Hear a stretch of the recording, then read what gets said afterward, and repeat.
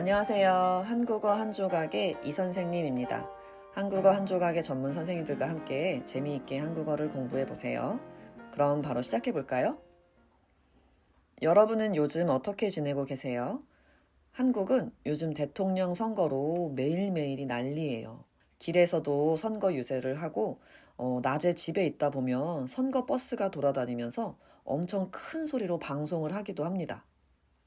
이렇게 전국을 들썩이고 있는 대통령 선거에 대해서 오늘은 이야기를 해보고자 합니다. 여러분 나라는 대통령을 직접 뽑나요?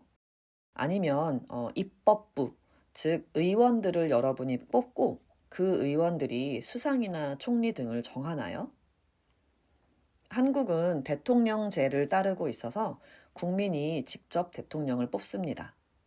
1인 1표를 행사할 수 있고 대리인이 아닌 자신이 직접 투표를 해야 합니다. 올해 3월 9일에 제20대 대통령을 뽑게 되는데요. 대통령이 되면 5년 동안 대통령의 임무를 수행합니다. 이것을 임기 기간이라고 해요. 현재 문재인 대통령도 5년 임기가 곧 만료되어서 이제 곧 퇴임하게 됩니다. 대통령이 되려면 먼저 후보로 출마해야 되는데요. 기본 조건이 있더라고요. 우선 나이가 만 40세 이상이어야 한다고 해요.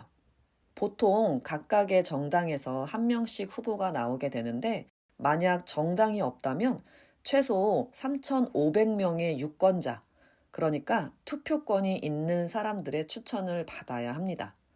아무나 후보로 등록되는 게 아니에요.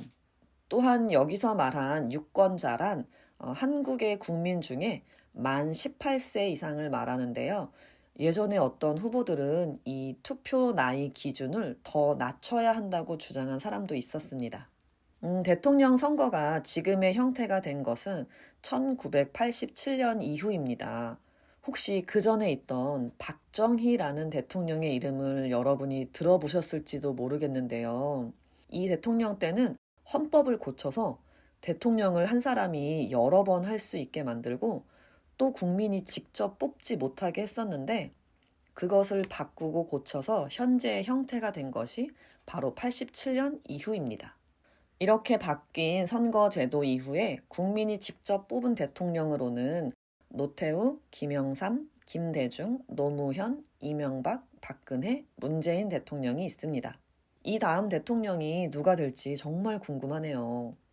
저처럼 아직 마음을 정하지 못한 사람들은 뉴스를 꼼꼼히 챙겨보면서 어떤 후보를 뽑아야 더 좋은 사회가 될지, 누가 나에게 도움이 될지, 누가 내 삶을 더 나은 삶으로 만들어줄지 마음을 저울질하게 되는데요. 그때 살펴보는 것이 각 후보들의 공약입니다. 공약은 어떤 일에 대해서 국민들에게 실행할 것을 약속하는 것이에요. 예를 들면 부동산 공약이 있고요. 외교 안보 공약, 복지 공약 등이 있습니다. 저 같은 경우는 여성이나 청년을 위한 공약, 그리고 저는 강아지와 같이 살고 있기 때문에 동물 복지 공약을 꼼꼼히 살펴보려고 하고 있어요. 물론 다른 공약들도 모두 중요하기 때문에 잘 살펴봐야겠죠? 예를 들면 부동산 공약 같은 것이 있어요. 아무래도 요즘 한국 사회에서는 집값이나 전세, 월세 또는 집을 사기 위해 은행에서 돈을 빌릴 때의 이자율, 이런 걸 대출 이자라고 하는데요.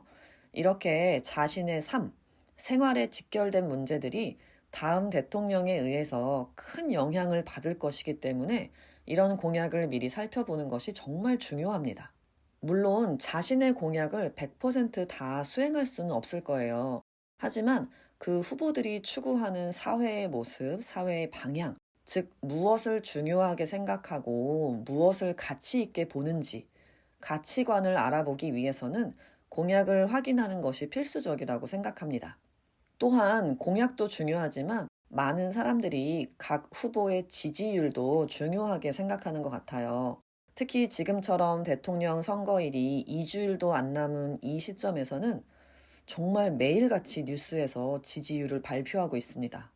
이 지지율이라는 것은 공신력 있는 조사 기관에서 무작위, 그러니까 랜덤으로 사람들에게 연락을 해서 어떤 사람을 뽑을 것인지 마음을 정했는지 조사하는 것이에요. 어떤 후보를 지지한다. 그 후보를 뽑겠다고 하는 사람들의 비율, 퍼센트를 발표하는 것입니다. 물론 지지율이 높고 지지율이 1이라고 해서 대통령이 되는 것은 아닙니다. 실제 선거에서 결과가 달라지는 경우도 꽤 많거든요. 그래서 이 투표가 끝날 때까지 쉽게 예측하기는 어려운 것 같아요.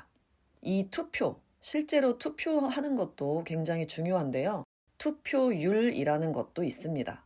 전체 유권자 중에서 실제로 투표를 한 사람들의 비율을 말합니다. 예전 13대 대통령을 뽑을 때 89.2%로 가장 높은 투표율을 기록했고요. 이때 대통령은 노태우 대통령이었습니다. 아무래도 대통령을 직접 뽑기 시작했을 때라서 사람들이 정말 많이 참여한 것 같아요. 그 후 조금씩 투표율이 떨어지다가 17대 이명박 대통령 때는 63%로 최저를 기록했습니다. 이 말은 국민의 63%만 투표에 참여했다는 뜻이에요. 좀 낮죠?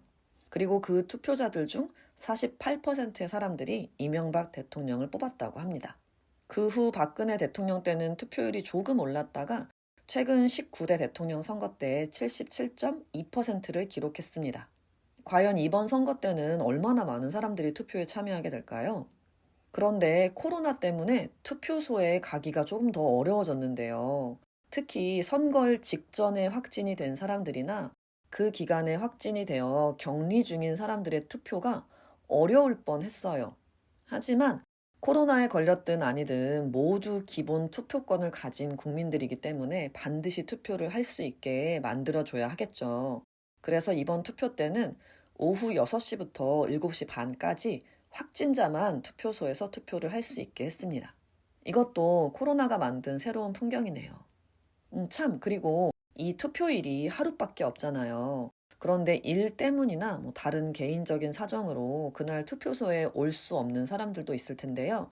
그래서 사전 투표라는 것이 있습니다. 실제 선거일이 아닌 그 전에 미리 정한 기간에 투표를 하는 것입니다. 저도 예전에 일 때문에 바빠서 사전 투표를 한 적이 있어요. 또한 외국에 머물고 있는 한국 사람들도 있잖아요. 그런 분들을 재외국민이라고 하는데 외국에 있다, 재외국민 투표도 물론 합니다. 각 나라에 지정된 장소, 예를 들면 공관이나 대사관 같은 곳에서 투표를 하고 그 투표 용지를 한국으로 가지고 오는 것입니다.